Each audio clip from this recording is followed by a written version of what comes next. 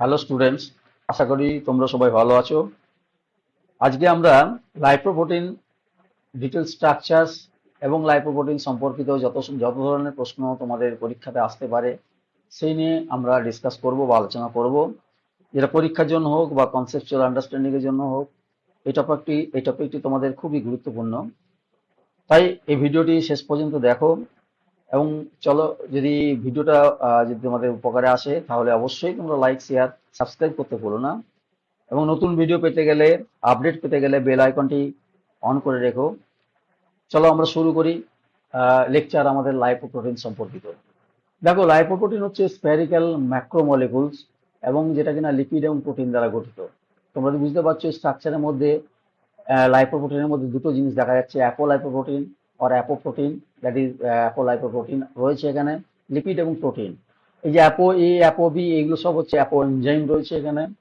এবং জেনারেলি আমরা যে জানি, দেখি যে স্ট্রাকচারালি লাইপোপ্রোটিনকে চার ভাগে ভাগ করা হয়। কিরকম না, কাইলোমাইক্রন, ভিএলডিএল মানে হচ্ছে very low density lipoprotein, LDL হচ্ছে লো ডেন্সিটি লাইপোপ্রোটিন এবং এইচডিএল হচ্ছে হাই ডেন্সিটি লাইপোপ্রোটিন। এবার আমরা যদি দেখি লাইপোপ্রোটিন জিনিসটা কি, দেখো লাইপোপ্রোটিন হচ্ছে লিপিড প্রোটিন নিয়ে গঠিত একটা কম্পাউন্ড এবং lipid absorb from the diet, যেটা আমরা খাবারের মাধ্যমে খাই। এবং এবং দেখা গেছে লিপিডটা থ্রু দ্য এক্সোজেনাস পাথওয়ে ডাইজেশনের মধ্যে, ইন্টেস্টিনের মধ্যে, ব্রাস বর্ডারে ঢোকে। আর লিপিড অলসো সিনথেসিস করে কোথায়, লিভারে।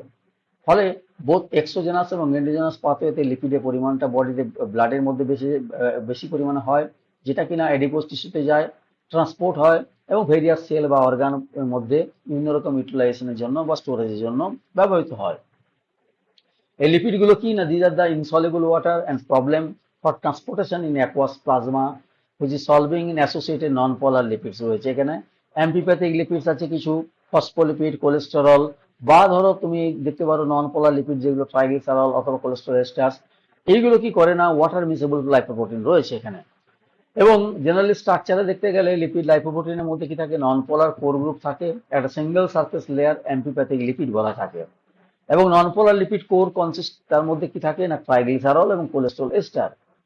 এবং এর বাইরের দিকে চারদিকে সারফেসে জড়িয়ে থাকে একটা amphipathic molecule, that is call the phospholipids. So these are the oriented so that their polar groups face outward to the aqueous medium. এবং এখানে একটা ইন্টারেস্টিং জিনিস হচ্ছে প্রোটিন ময়েটি অফ দ্য লাইপোপ্রোটিনের মধ্যে থাকে, যাকে বলা হয় অ্যাপোলাইপোপ্রোটিন অর অ্যাপোপ্রোটিন বলা হয়। এই হচ্ছে জেনারেল স্ট্রাকচার। আমরা যদি দেখি, এই ধরনের স্ট্রাকচার দেখতে পাবে তুমি লাইপোপ্রোটিনের। ভিতরে রয়েছে ট্রাইগ্লিসারল বা ট্রাইগ্লিসারাইডস, প্রোটিন বাইরের দিকে আছে, ফসফোলিপিড বাইরে রয়েছে, ফ্রি কোলেস্ট্রল ভিতরের মধ্যে রয়েছে এবং বাউন্ড ফর্মে কোলেস্ট্রল ফ্যাটি স্টিকের সঙ্গে যুক্ত থাকে, ফ্যাটি অ্যাসিডের সঙ্গে। এবার আমরা দেখি একবার one by one classification lipoproteins. এই যে ক্লাসিফিকেশনটা আমরা করি on the basis of density, on the basis of the size and site of origin. And it may be classified কিভাবে না, লার্জার এবং লার্জার মলিকুল আছে, ডেন্স লেস ডেন্স রয়েছে, স্মলার মলিকুল রয়েছে, হায়ার ডেন্সার রয়েছে। সেই হিসাবে আমরা যদি বলি, প্রথমে chylomicron is the first classification, যেটা হচ্ছে লার্জার ইন সাইজ বা লার্জেস্ট ইন সাইজ এবং হ্যাভ লো ডেন্সিটি। এবং এই জন্য একে বলা হচ্ছে কি, প্রথমের দিকে আমরা রেখেছি কাইলোমাইক্রনকে। And they carry the triglycerides, এর মধ্যে ট্রাইগ্লিসারাইড রয়েছে ফ্রম দ্য ইন্টেস্টাইন থেকে নেয় এবং লিভার এর মধ্যে যায়, অ্যাডিপোজ টিস্যুতে যায়। সেকেন্ড ক্লাসিফিকেশন হচ্ছে VLDL, it also carry the triglycerides from the liver to the adipose tissue, same type of chylomicroner মতো করে, and newly synthesized from the liver. Third হচ্ছে আইডিএল, যেটাকে বলা হচ্ছে ভিএলডিএল এবং in between low density lipoprotein LDL এর মাঝামাঝি থাকে এই আইডিএল।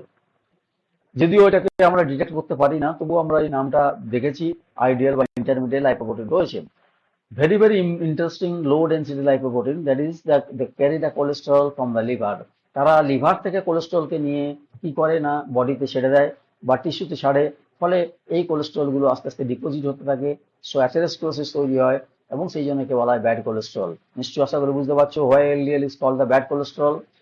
সিমিলারলি তুমি চিন্তা করো এই এইচডিএল কোলেস্টেরল, যেটা কিনা very smallest in size, high density, but they collect the cholesterol from the body tissue. তারা বডি টিস্যু থেকে কোলেস্টেরলকে কালেক্ট করে এবং তারা কি করে, নিয়ে যায় লিভারে। সেই জন্য এইচডিএল কোলেস্টেরলকে আমরা বলি গুড কোলেস্টেরল অফ লাইপোপ্রোটিন। তাহলে তোমরা নিশ্চয়ই বুঝতে পারছো আশা করি এই 4-5 ধরনের ক্লাসিফিকেশনের মধ্যে এইচডিএল কে আমরা বলছি ফ্রেন্ডলি বা গুড কোলেস্টেরল, এলডিএল হচ্ছে। এই ডেনসিটির উপর বেস করে আমরা যদি গ্রাফিক্যালি প্লট করি দেখব উপরের দিকে থাকবে কাইলোমাইক্রন, তারপর থাকবে কি না ভিএলডিএল, দেন আইডিএল, দেন এলডিএল, দেন এইচডিএল। এইচডিএল সবচেয়ে নিচে থাকবে, অথচ এইচডিএল আমাদের খুব গুরুত্বপূর্ণ আমাদের শরীরে। যত পরিমাণে এইচডিএল বাড়বে তত আমাদের শরীরে উপকারে আসে। আমরা দেখবো লিপিড প্রোফাইল মেজারমেন্টের সময় কি কি অ্যাডভান্টেজ রয়েছে এখানে। এবার আমরা জেনারেলি দেখি লিপিড প্রোফাইল আমাদের করতে হয়। লিপিড প্রোফাইল মানে কি না, লিপিড প্রোফাইল মানে হচ্ছে কোলেস্টেরল বা টোটাল কোলেস্টেরল, ট্রাইগ্লিসারাইডস এবং আদার্স যে কোলেস্টেরল গুলো রয়েছে এলডিএল, এইচডিএল, আইডিএল, এই টোটালটাকে যদি আমরা একটা কনসেন্ট্রেশন মেজারমেন্ট করি তাহলে আমরা লিপিড প্রোফাইল হিসেবে বলতে পারি। এবার এই যে কোলেস্টেরল, ট্রাইগ্লিসারাইডস বা আদার্স এসেন্সিয়াল যে কম্পোনেন্ট গুলো রয়েছে, যেগুলো যদি কোনো কারণে বডির মধ্যে অ্যাবনর্মালিটি আসে, মানে কনসেন্ট্রেশনের লেভেলটা বেড়ে যায় বা কমে যায়, তাহলে আমরা লিপিড প্রোফাইল থেকে আমরা বুঝতে পারি যে আমাদের বডির মধ্যে কোনো প্রবলেম হচ্ছে। এই যে ট্রাইগ্লিসারাইড বা কোলেস্টেরল এর পরিমাণটা বাড়ে কমে কেন না, কারণটা হচ্ছে এই অ্যাবনর্মালিটি হওয়ার কারণ, মেইন কারণ হচ্ছে সিনথেসিস, মানে অ্যাবনর্মাল সিনথেসিস, অথবা তার ডিগ্রেডেশন, অথবা ট্রান্সপোর্ট সিস্টেমটা যেটা রয়েছে লাইপোপ্রোটিন পার্টিকেল, সেই এই তিনটের মধ্যে যদি অ্যাবনর্মালিটি আসে তাহলে আমরা আমাদের শরীরে এই কোলেস্টেরল বা ট্রাইগ্লিসারাইড লিপিড প্রোফাইলটা বাড়তে পারে বা কমতে পারে। এবং এর উপর বেস করে আমরা বলতে পারি দু ধরনের টার্মিনোলজি ইউজ করতে পারি, হাইপার লাইপোপ্রোটিনেমিয়া অ্যান্ড হাইপো লাইপোপ্রোটিনেমিয়া। মানে রক্তের মধ্যে লাইপোপ্রোটিনের পরিমাণ যদি বেড়ে যায় হাইপার হবে, আর কমে গেলে হাইপো হবে।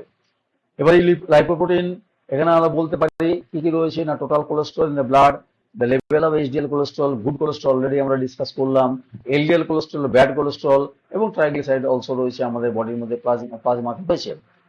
এবার এই যে লাইপোপ্রোটিন এইচডিএল কোলেস্টেরল আমরা যদি ওয়ান বাই ওয়ান ডিসকাস করি দেখা যাবে HDL is one of the four major groups of lipoprotein, যেখানে কম্পোজিশনে রয়েছে 50% রয়েছে protein, 25% phospholipid, 20% cholesterol and 5% triglyceride.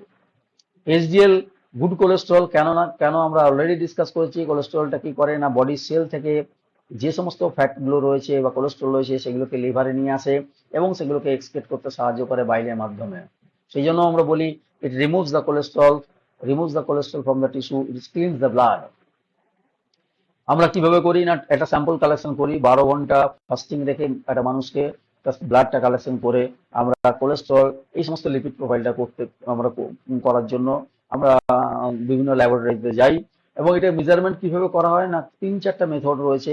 Ultra centrifugation রয়েছে, টেকনিক্যাল মানে মডার্ন যুগ, এখন যে সমস্ত যন্ত্রপাতি রয়েছে তার মধ্যে আল্ট্রা সেন্ট্রিফিউজের মাধ্যমে করা যায়, ইলেকট্রোফোরেসিসের মাধ্যমে করা হয়, ইলেকট্রিক্যাল ইম্পালস চালিয়ে বা কেমিক্যাল প্রেসিপিটেশনের মাধ্যমে এটাকে সেপারেশন করা যেতে পারে।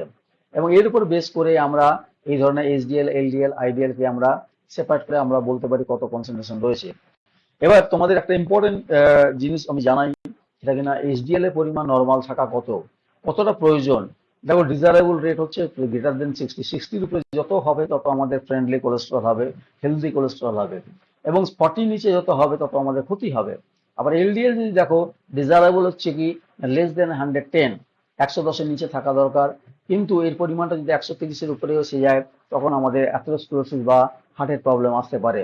সো এই হিসাবে আমরা বলতে পারি এলডিএল, এইচডিএল বা টোটাল কোলেস্টেরল একটা নির্দিষ্ট রেট আছে, এবং ট্রাইগ্লিসারাইডের rate greater than 200 milligram per decilitre যদি হয় সেক্ষেত্রে আমাদের হার্টের প্রবলেম আসতে পারে। সো ইন দিস ওয়ে আমরা সাধারণত জেনারেলি আমরা বলতে পারি যে আমাদের লিপিড প্রোফাইল করার প্রয়োজনীয়তা কি। তাহলে দেখো এই লিপিড প্রোফাইল ইম্পর্টেন্স হচ্ছে একটা জায়গায় আমরা বলতে পারি যেখানে আমরা বুঝতে পারি আমাদের হার্টের কোথাও কোথাও প্লাগ তৈরি হয়েছে কিনা, বা কোথাও আমাদের হার্টে অ্যাথেরোস্ক্লেরোসিস তৈরি হয়েছে কিনা। এই জিনিসগুলো আমরা বোঝার জন্য আমাদের লিপিড প্রোফাইল প্রথমে করা হয়।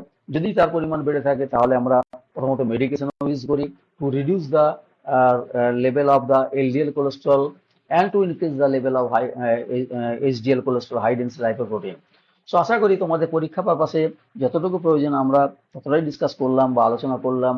আমার মনে হয় তোমাদের ভিডিওটি খুব উপকারে আসবে, এবং তাহলে অবশ্যই তোমাদের একটা জিনিস একটা অবশ্যই করা দরকার, সেটা হচ্ছে লাইক, শেয়ার এবং সাবস্ক্রাইব করতে নিশ্চয়ই ভুলো না।